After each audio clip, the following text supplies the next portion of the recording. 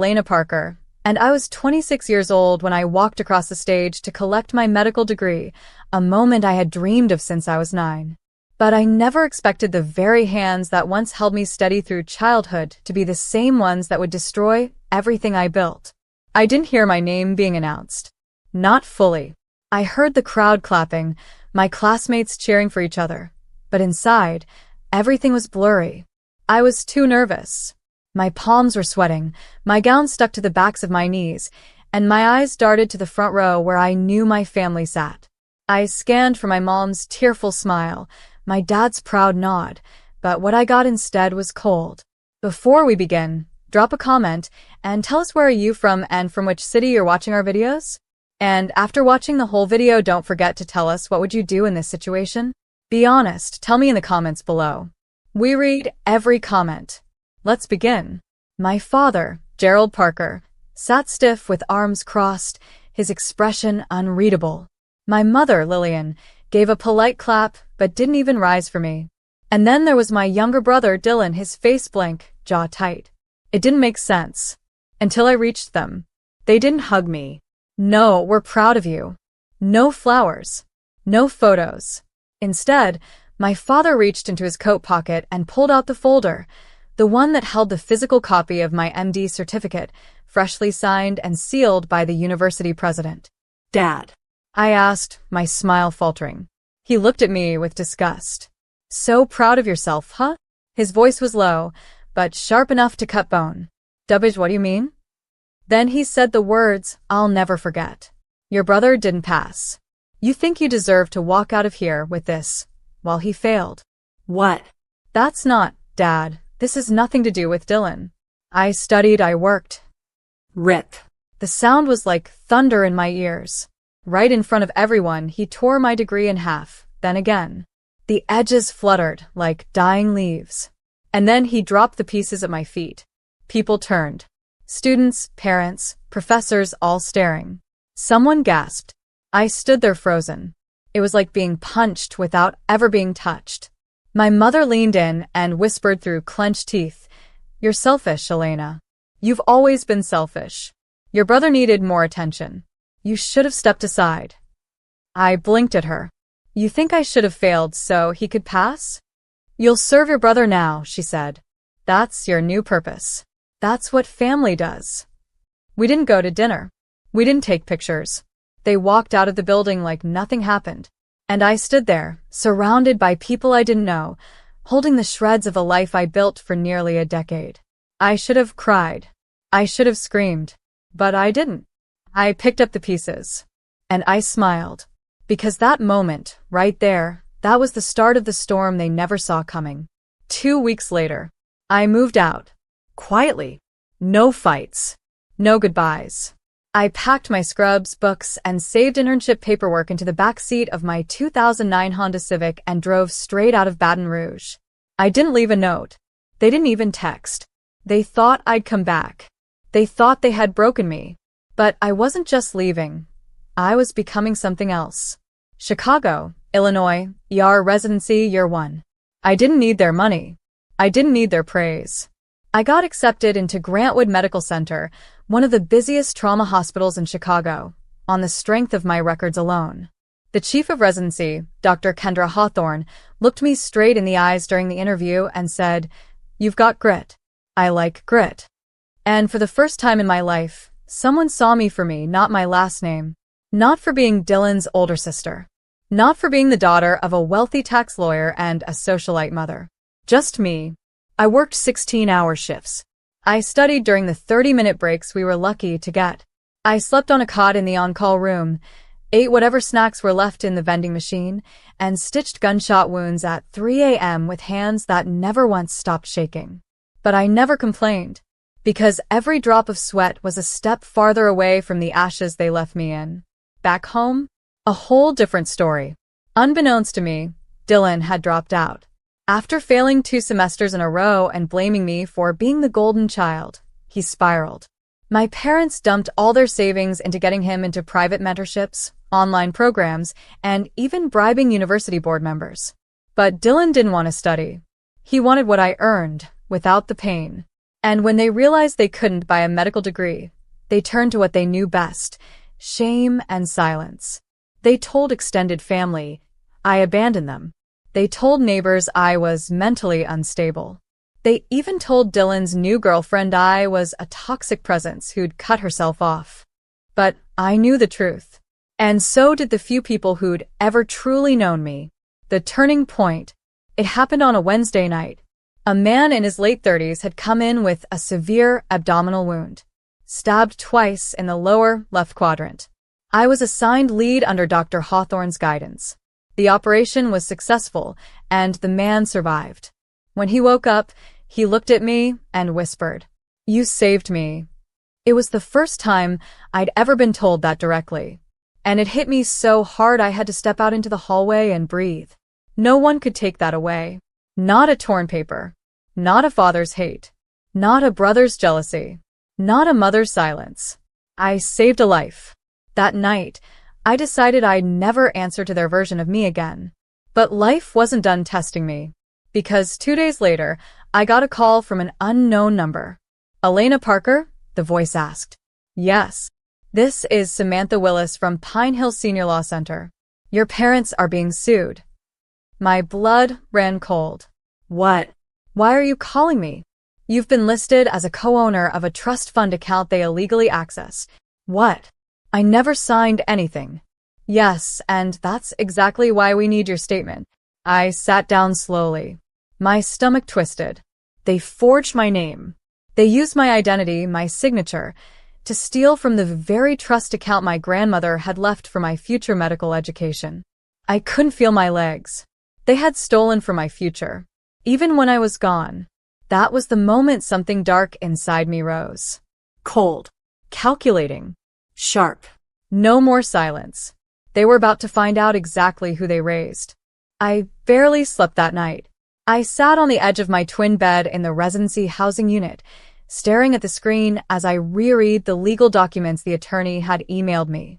My parents had accessed my educational trust, funds my grandmother had set aside specifically for my medical future, and siphoned off nearly $60,000 over 4 years. Quietly, without telling me, all forged under my name. I felt sick. My hands trembled, not because of the money, but because after everything, after tearing my degree, after calling me selfish, after dumping their disappointment on me, they still found a way to take from me. And now I could be in legal trouble if I didn't clear my name. I called Samantha the next morning. My voice was steady, though my chest was tight. "I'll cooperate fully," I told her. "Every document you need, every form, every statement, I'll send it." "And if we need you to testify?" she asked gently. I didn't hesitate. "I'll be there." I wasn't afraid anymore. I was furious. During my lunch breaks, I filed paperwork. After shifts, I compiled every email, bank transaction, and scanned signature I could find that proved my innocence. And somewhere in the madness of hospital life and legal prep, I realized something chilling. They'd never thought I'd make it. They thought I'd fail, crawl back, apologize. Instead, I was building a case, and they had no idea what was coming. Weeks passed. I threw myself deeper into work. I saved a child who nearly drowned, helped a mother deliver twins during a blackout, resuscitated a man who coded right in front of me. Every life I touched added another layer to the woman I was becoming, and every small win made my parents' cruelty feel smaller. Until one day, as I was changing in the locker room after a double shift, I saw an email on my phone with a name I hadn't read in years. Subject: "I'm sorry." From Dylan Parker. I just stared at it. My thumb hovered above the screen. I didn't know if I wanted to throw the phone or read every word. Eventually, I opened it. "Elena, Mom and Dad are falling apart. Dad had a mild stroke last week. He didn't want you to know. I know what they did. I didn't stop them. I didn't speak up. I was jealous. I failed, and I hated how easily you succeeded. But now they need help. We all do. Please, come home." I read it 3 times. Not once did he ask how I was. Not once did he say, "I'm proud of you." They needed help. That was the only reason he reached out. But I wasn't that girl anymore. I wasn't the daughter who would drop everything and drive home with tears in her eyes. I was Elena Parker, MD. And I was about to walk into court with enough evidence to bury their lies. Court day arrived. I flew back to Baton Rouge. I didn't tell anyone I was coming. I walked into that courtroom wearing a charcoal gray suit, minimal makeup, and the same quiet confidence I'd learned in emergency rooms and operating theaters. My parents were already seated. My mom's hair was perfect, her lips pressed tight. My father sat in a wheelchair, looking smaller than I remembered, but the coldness in his eyes hadn't aged a day. Dylan was there too, slouched in the corner, avoiding my gaze. When the judge asked me to step forward, I did without hesitation. I didn't authorize those withdrawals, I said. I have no knowledge of this paperwork. These are not my signatures. And here are the originals to prove it. My voice didn't shake. My hand didn't tremble. I wasn't emotional. I was factual, unshakable. And when the lawyer for the other side tried to imply that I was just a bitter daughter seeking revenge, I looked him dead in the eye and said, "If protecting my name and my future is considered revenge, then yes. I guess I am." The judge ruled in my favor. My parents were ordered to repay the full amount, plus fines. Their accounts were temporarily frozen. And more than that, they were exposed. To the court, to the community, to the very people they lied to. Afterward, I walked out alone. The sunlight hit my face. The air smelled different. I thought they might chase me, call out, apologize. But there was nothing. Until I heard the footsteps. It was Dylan. He jogged to catch up with me in the parking lot, his voice hesitant. "Elena, wait." I turned. "What?" "I didn't know they forged your signature. I thought they just, I don't know, took the money quietly. You didn't ask. You didn't care." He rubbed his face, ashamed. "I don't know what to say. You've changed." "I had to," I replied. "No one else protected me. I had to become my own shield." He stared at me for a long time, then said, "I wish I'd been more like you." And for a moment, just a brief flicker, I saw the boy I grew up with. The brother I used to protect. The one who wasn't twisted by resentment. But I couldn't go back. I couldn't pretend. "I hope you figured out, Dylan," I said softly. "But I'm done carrying this family's weight."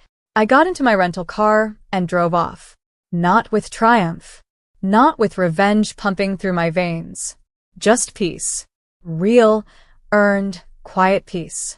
But life wasn't quite finished rewriting the script yet, because exactly 3 months later, I received an unexpected letter from my grandmother's estate lawyer. My breath caught as I read it.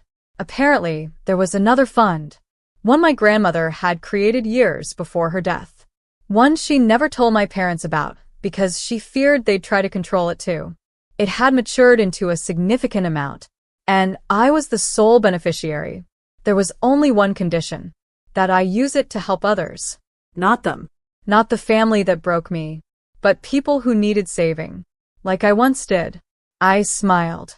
Not because of the money, but because in the end, someone had believed in me all along. Not because I was a daughter or a sister, but because I was me. And now, I had the power to become what they never imagined. Unstoppable. I didn't tell anyone about the inheritance. Not my co-residents. Not my mentor. Not even my closest friend in Chicago, Kelsey. It wasn't because I didn't trust them.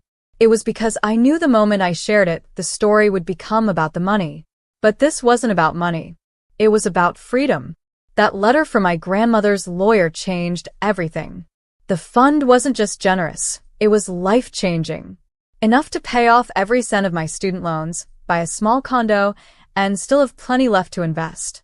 But what stayed with me more than the number was the final line in the letter. Use it to help others like you. Those who are overlooked, underestimated, and unheard. It was like she knew what was coming before anyone else did. She knew they'd try to tear me down. She knew they'd fail. So I made a plan. Step 1.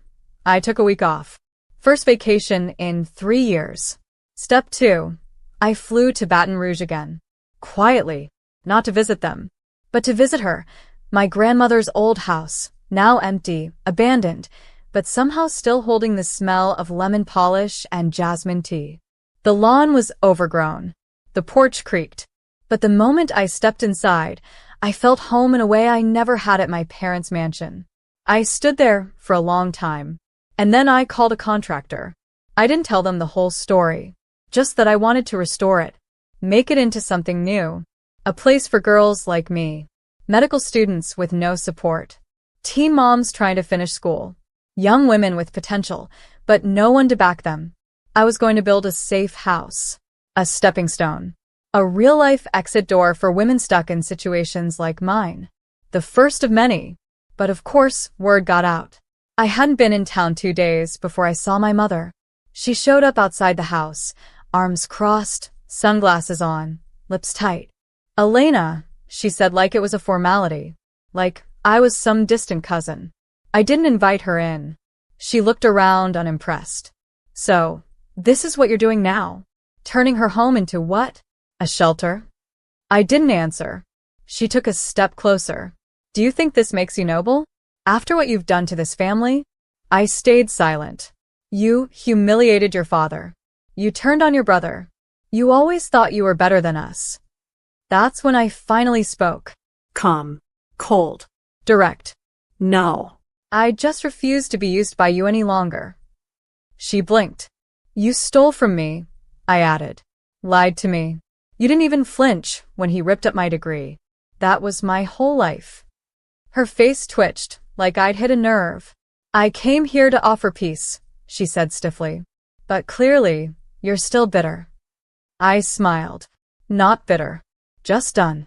Then I turned and walked back inside, closing the door behind me. For the first time in my life, I felt like I had finally shut them out for good. And it felt damn good. The safe house opened 6 months later. We named it the Magnolia Project, a tribute to my grandmother who used to say, "Magnolias bloom even in hard soil." The first 2 girls we helped were nothing like me on the outside. One was 17, kicked out by her stepfather for wanting to study nursing. The other was a single mom escaping an abusive relationship, trying to finish her GED. But they both carried the same weight I once did, the ache of being unwanted, unprotected, underestimated. We gave them beds, food, and quiet. A therapist came weekly. A career counselor volunteered on Saturdays. I taught them CPR and anatomy basics on Sundays. I'd never felt more alive. Then, out of nowhere, I got a message from a local reporter named Marla Jennings. She wanted to cover the project. At first, I hesitated. I didn't want attention. I just wanted impact. But then I remembered what my parents always feared most: exposure. So, I agreed. The article dropped that weekend. Dr. turns inheritance into refuge for forgotten girls, the Magnolia story. It went viral locally. Donations poured in. Volunteers showed up. And so did the whispers.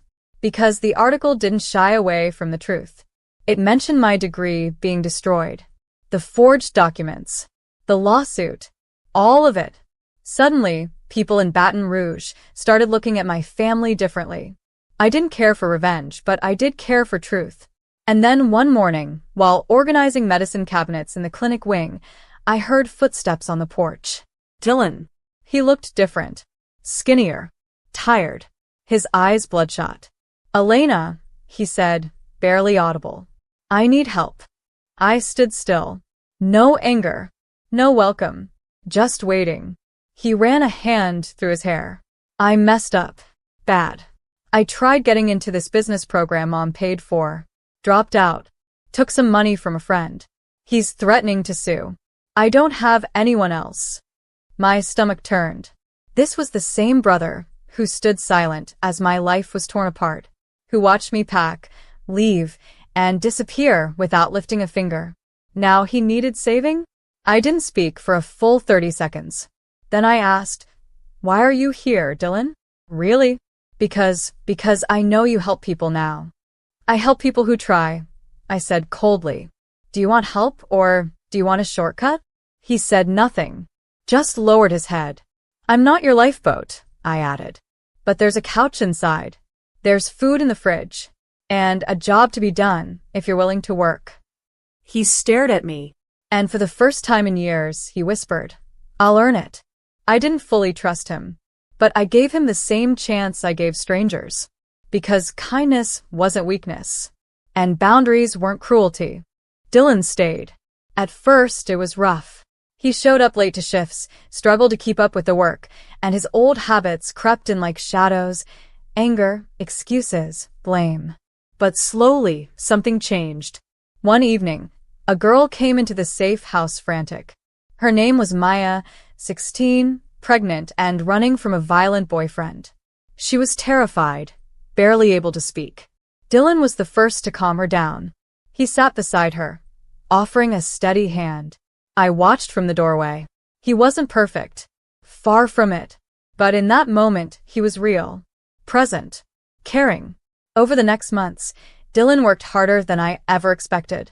He took classes at the community college nearby, started volunteering with me at clinics, and showed up early every day.